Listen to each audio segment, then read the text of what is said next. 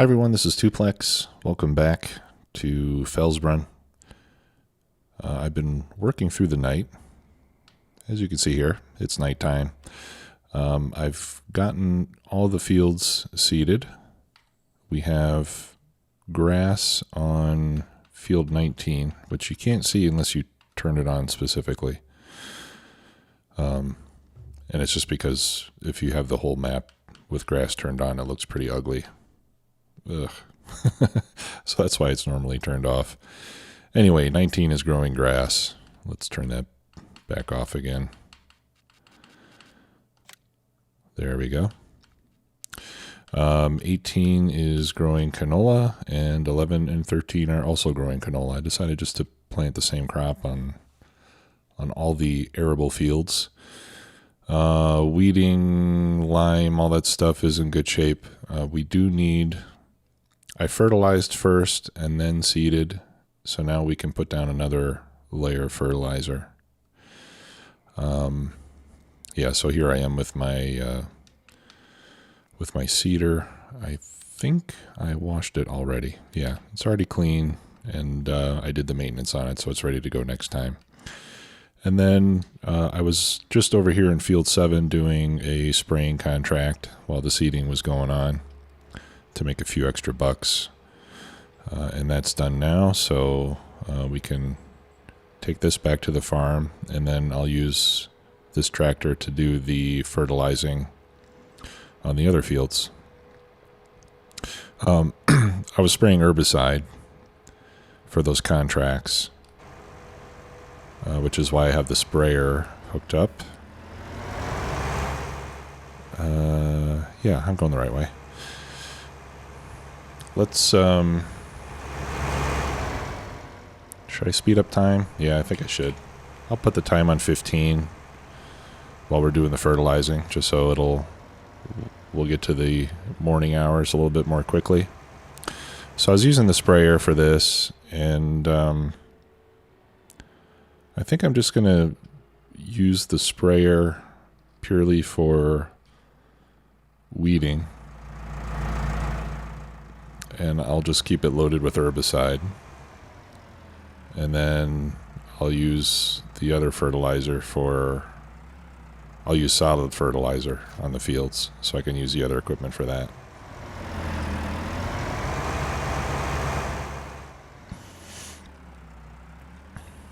So, I'm sorry for the relative lack of farming videos lately.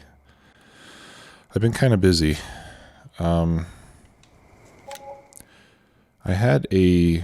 What happened is I had a business trip scheduled. I was supposed to be leaving tomorrow, and I was going to be gone for 3 days. And so over the weekend, because my Factorio videos are far and away the bread and butter of my channel, or is it the meat and potatoes? Maybe it's both bread and butter and meat and potatoes. It's a whole meal. The Factorio videos are a full course meal. And right now, you know, the farm sim is like an appetizer or a dessert. But in any case, I spent the free time I had on the weekend recording Factorio videos in advance to cover my trip. Just because, you know, I'll have a lot more people waiting for those videos than I do for these, so that's just how I have to prioritize things. And I didn't have enough time to do another farm sim video. However, this morning I got to work and I got a message that the event that I was supposed to be traveling for was moved to March. So I canceled my trip, and to make a long story short, now today in the evening I do have time to make a farm video. So since I already have my Factorio videos done for the next several days, so it all kind of worked out okay, except for the cancellation of my trip. So I got this Kuhn fertilizer spreader, which I bought for $20,000, and I don't remember exactly, but I think I did this off camera. But I know I've talked about it before. The reason I wanted this is because it has, let's go down here. We'll take a look at it in the shop. It has a 24 meter spread, which is even wider than the Breedle sprayer with the spreader bars, which only go up to 18 meters. And I mentioned before that according to some of the online testing and literature, the more the more spread you get with these, the less fertilizer you use to do the same area, because it goes by, just goes by fertilizer per second or something, and the game seems to not take the width into account. So the wider you get, the less you're going to use to cover your fields. Right, so this is 18 to 24 is what, 6? That's 33% more, or 33% less fertilizer. And it holds 3,200 liters, which, in our case I think is more than enough to do all of our fields without having to refill it. So, and it's easier on the workers because they don't have a piece of trailed equipment, so it's easy for them to turn around and get in the right position without having to do a lot of fancy maneuvering. So it's just all around a really nice piece of equipment, and it's great that it's relatively inexpensive as well. Let me make sure that's going down. Yeah, it is. Okay, good. All right, so we've got canola here. We've got grass on field 19. We'll fertilize that as well. And we'll need to fertilize that every time we cut it from here on out. And I'm going to speed up time. I'll put it on 60x. And then hopefully we'll get close to morning by the time we get done with all the fertilizing. The other thing I wanted to get done today was to feed the cows because they're starting to get low on food. And we can give them a couple more bales of straw as well.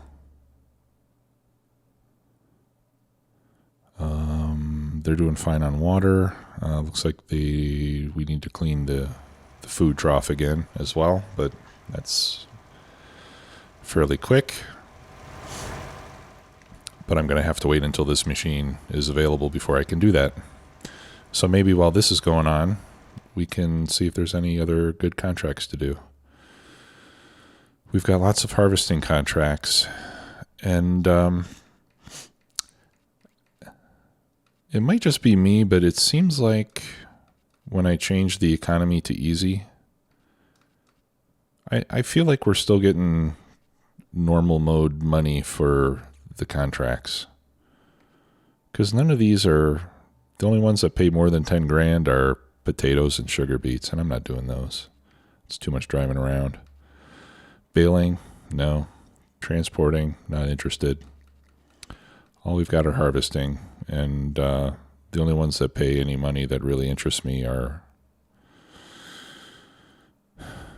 for potatoes and sugar beets. We could do this one. This will pay about $6,000 after leasing costs. That's not too bad. Let's do this one. That's on field 22. Okay, and there's our weeds.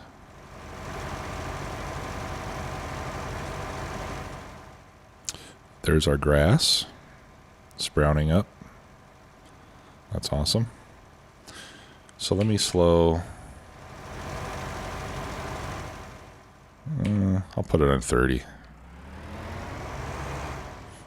I just want to make sure that we don't get too far along before we have a chance to get the weeds out. Okay, so we'll put our worker here. Whoops. I missed the button. All right, there was our daily interest payment, $3,500.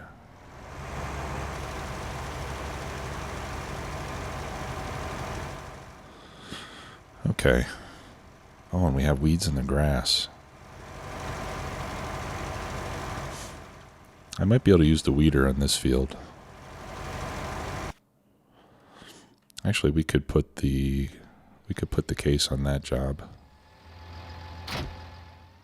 I'll leave the planer there for now, or the seeder rather. Let's turn on some lights. And let's get the weeder that so far I've only used one time. Is that it? Yeah, that's the weeder. It looks an awful lot like a tedder.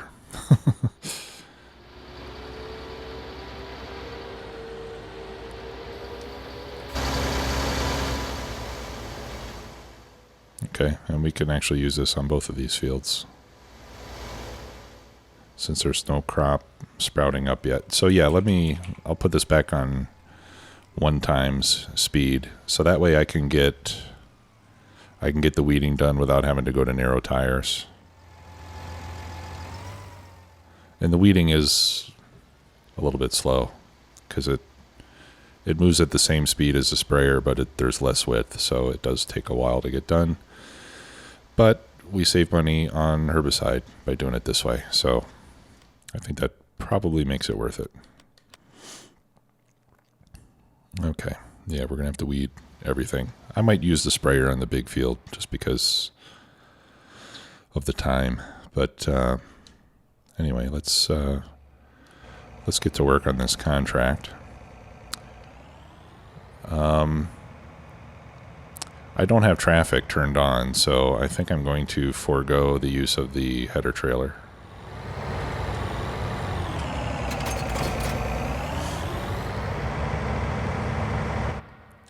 And I think this is going to be the first time that I'm using a John Deere harvester in this series. So that's fun. Let's see, do we fit down the road? Kinda.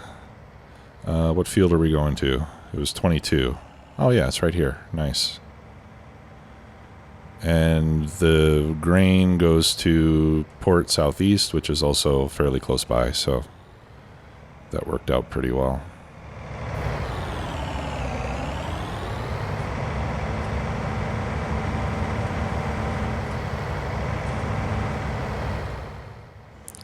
Okay. So let's see if this is at a 45-degree angle or not. The workers will do 45-degree angles easily, but I don't think they'll do any other angle in between. Let's see what happens here.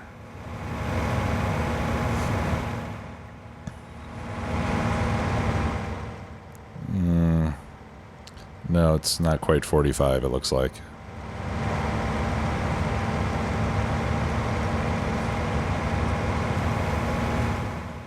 Okay. So I think in that case, I'd rather go left to right.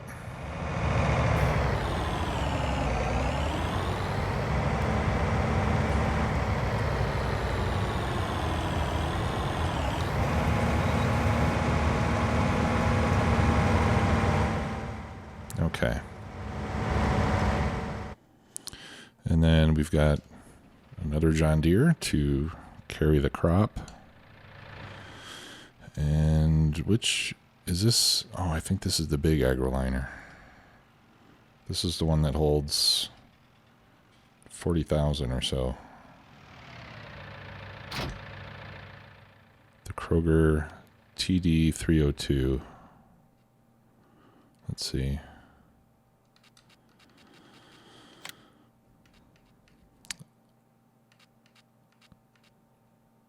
No, I'm thinking of the TAW 30. Yeah, this one only holds 21,000. Okay, well, that's fine. I'll use it. It'll be a couple extra trips. I could use my own trailer, I suppose.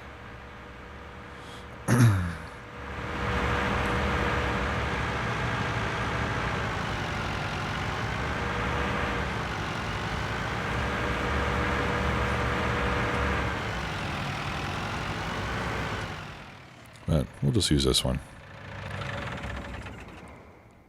Love the sound of that tractor. Okay, so we're done What the heck are we doing way over here? Okay. Okay, looks like we got a bit of field 20 as well. All right, so let's go fertilize the big field. I think I'll fill up while I'm here just to make sure we don't run out. Open the cover.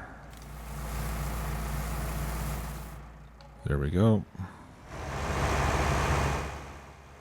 Now this is rather heavy, this implement here. So I put on the big front weight, the 1100 kilogram weight on the front, and that seems to balance it out pretty well. You know, I can still steer pretty easily.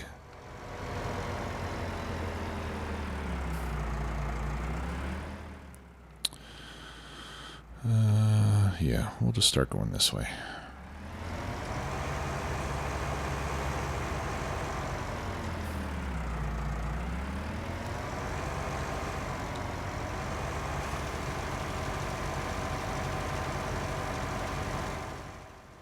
All right, great.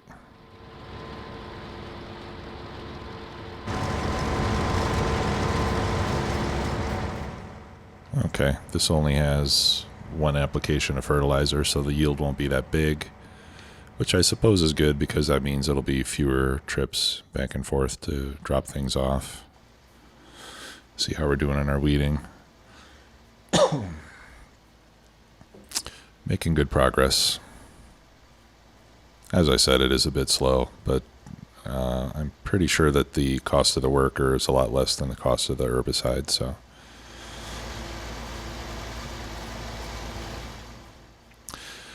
All right, so let's talk about cows for a minute. There is a thread on the Farming Simulator subreddit that was put up a couple weeks ago, a couple days ago, about animal husbandry.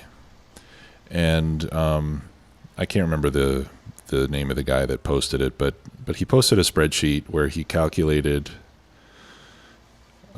essentially the profitability of the 4 different kinds of animals, minus horses. So he did chickens, pigs, cows, and sheep.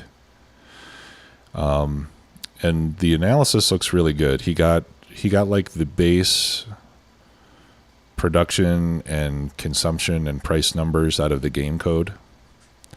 Now, I don't know where to find that stuff, so I can't verify the numbers myself, but I took a look at the formulas and the calculations, and it looked pretty good to me. So I trust the numbers. So what he did is he plugged in 50 of each animal type, 50 cows versus 50 pigs versus 50 sheep, and so on. He calculated how many new animals you get by reproduction every day, and then assumed that you would sell the new animals, right? So the price that you would get for selling animals is included in the calculations. And for the pigs and cows, he included the price that you can get for selling the manure and the slurry as well. And then, of course, selling the milk, selling the wool, selling the eggs. And then subtracting the cost of the straw and the hay and silage and everything else. Right? So it seemed to be a very complete and thorough calculation. And what it ended up showing was that with 50 of each animal, cows are the most profitable, but only if you're selling the manure and the slurry. In fact, the sale of manure and slurry makes up a significant portion of the profits, in addition to the milk. If you don't sell the manure and the slurry, then cows are the least profitable animal. And that's when you have 50 of each, and you're comparing them that way. But here's the thing. Cows cost a lot more than all the other animals.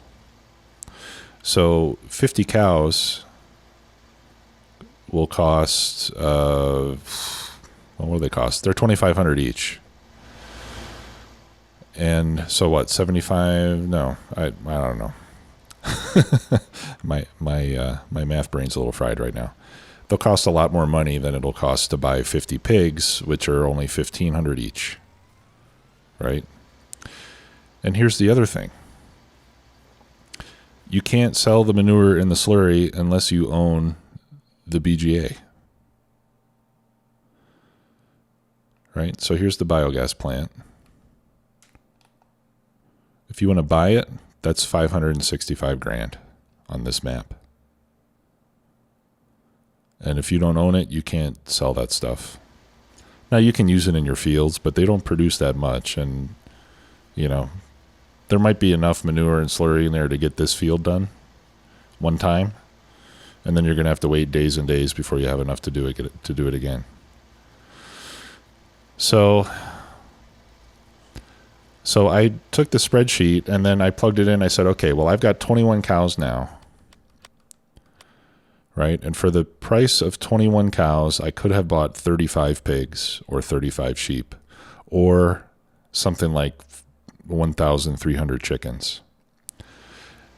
And when you plug in those numbers, then cows are the least profitable animal in the game. They'll make you, if you're selling the stuff, they're going to make you, something like $4,000 a day net profit. If you're selling the manure and the slurry. If you're not, then it's like $1,000 a day. Sheep, on the other hand, would be making you about, I don't have the numbers in front of me right now, but it was something like $5,600 per day. And all you have to feed sheep is grass. And all you have to sell is wool. So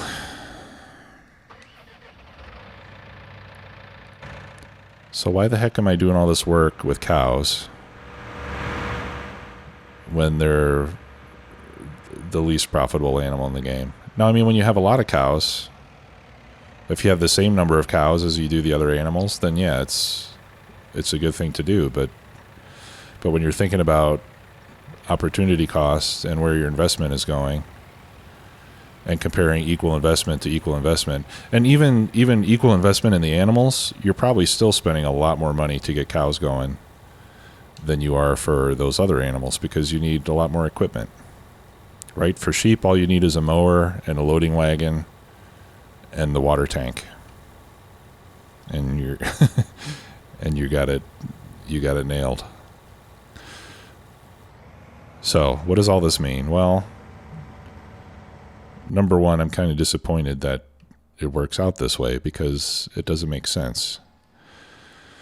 Because cows represent the biggest investment in terms of money. You could probably argue that cows take more work to take care of than, certainly more work than sheep and chickens. Maybe it's not more work than pigs. Because pigs, you have to feed them a lot of different stuff. And that takes... Oh, don't tell me I can't cut the weeds.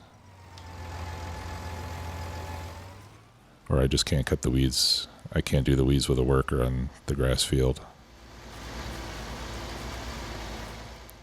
Okay, we'll tell you what. Let's just go over to the other one. We'll go to the other field, and then I'll just hit this field with herbicide.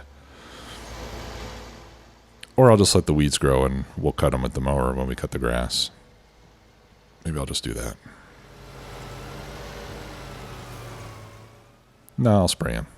I want the yield. Yeah, so now I'm wondering, maybe for a lot less work, I can make a little bit less money if I just sell all the grass and silage and hay and straw rather than using it to feed cows. It wouldn't be a big difference in income.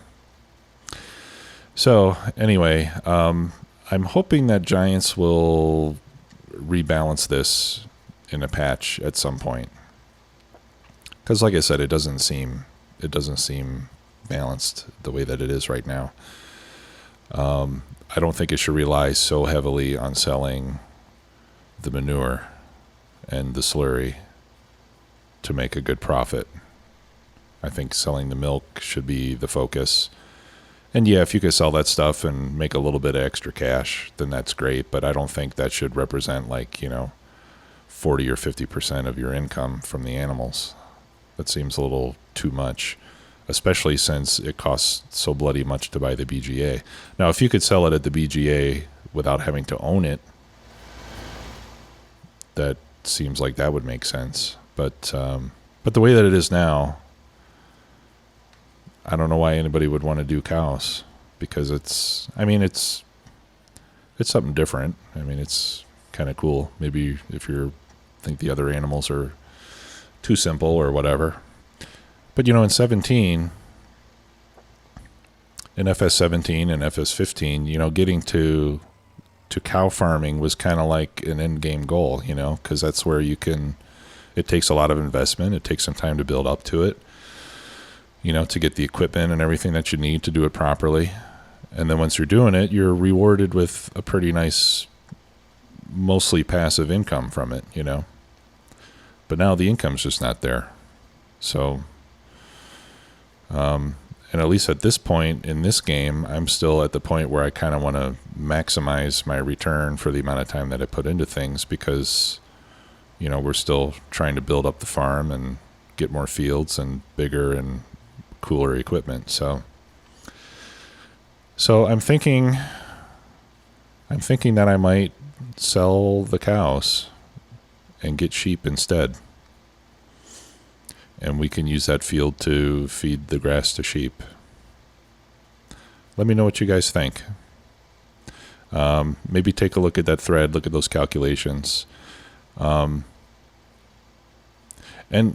to be honest, I'm kind of surprised. I'm surprised that when that information was posted, that more people haven't reacted to it. Because I read it and I was like, this is an outrage. It's like, to me, it's like a scandal. But it didn't get too many comments. It didn't get too many upvotes. It seems like it sort of got missed by a lot of the more serious players. Maybe they didn't take time to look at the numbers, or maybe they don't care. I don't know. But I was expecting some outrage from that information, but it didn't materialize. Let's check on our contract here. Sorry, I've been blabbing away about this for a long time. I hope I haven't bored you with it.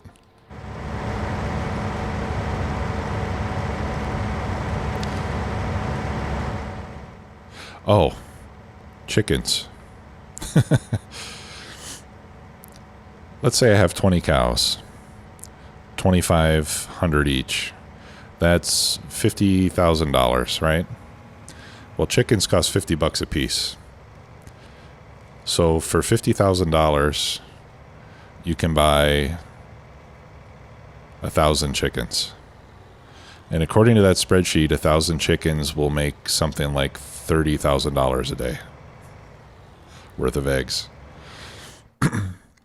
Now, so unless there's a mistake there, chickens are by far the most profitable animal. Look, because you can have 400 chickens in one coop for $40,000. You put 400 chickens in there, that's probably going to be like 10 grand worth of eggs every day. Cow pasture is 100,000, and you don't even get a cow. Right? Maybe horses are the way to go. Maybe I should just get some horses. I'll get that horse helper mod, so I don't actually have to do anything with them except feed them. They get trained every day by invisible elves that charge you a little bit of money every night. $300 per horse, I think it is. You buy the horse for $2,500, or maybe it's $5,000. You wait a few days, and then you sell it for $50,000. They get oats, hay, and straw, all of which I have the equipment to do. So let me know what you guys think about the animals. If you think I should just stick with the cows, or if we go with sheep, we could even go with pigs. Even pigs are going to make more money. Of course, for pigs, I need corn, and that means a new header and a new planter. So I would have to invest more money yet to do pigs, but I could do sheep, I could do horses, and I could do chickens without having to buy anything except the pen. I've already got everything else that I need.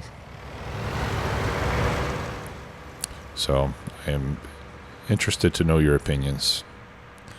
All right, let's take this down to the port.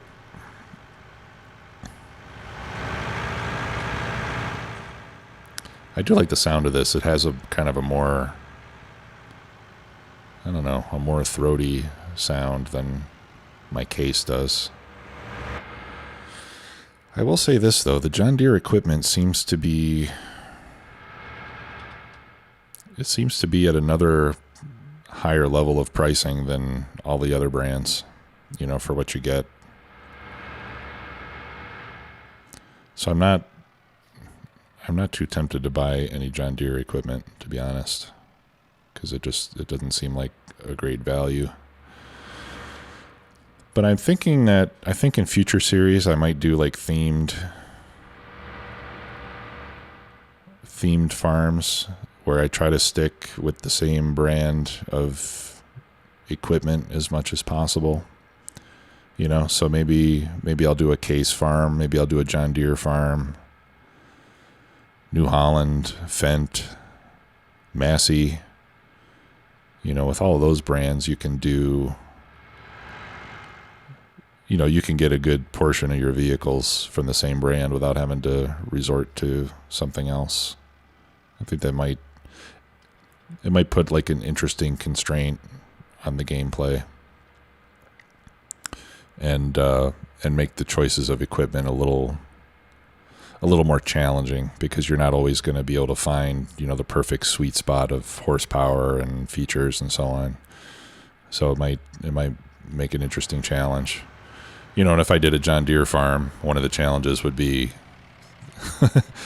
that all the vehicles are rather expensive. So we'd have to probably make do with smaller tractors for a while. And I also thought it might be fun to do like an off-brand farm where I don't get any of those major brands. You know, so I'll have like a Fiat, a Steer, you know, a Hurleyman, that sort of thing. The Bison Harvester, all the redheaded stepchildren of the farming shop. And if you're a redheaded stepchild, I don't mean any offense. It's just an expression.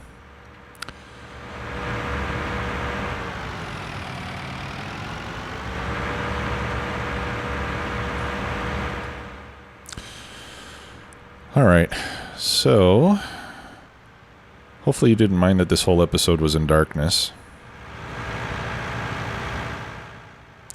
I think in the next one I think for the next one I'll just fast forward at least until it's time to cut the grass. And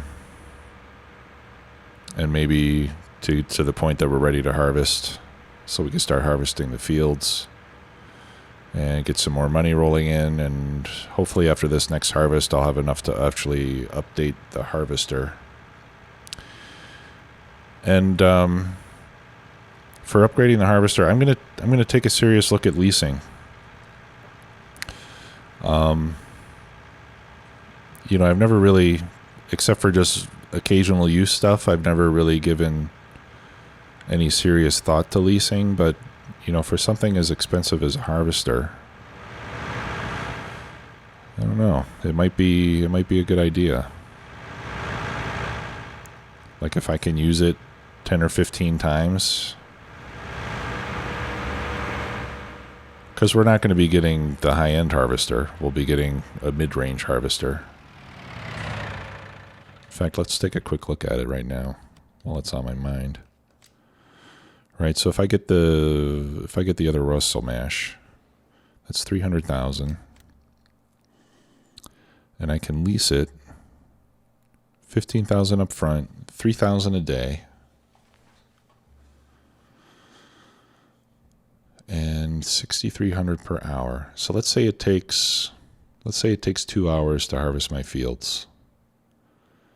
That's 12,500 plus 3,000. So let's say that's 16,000 per day. And at the plant growth, I can harvest almost every day. So 15,000 goes into 300,000 to 20 times? So that means I could harvest 20 times before I spend the same amount of cash that I would spend if I purchase it. I don't think I'm going to harvest 20 times before I'm ready for a bigger harvester.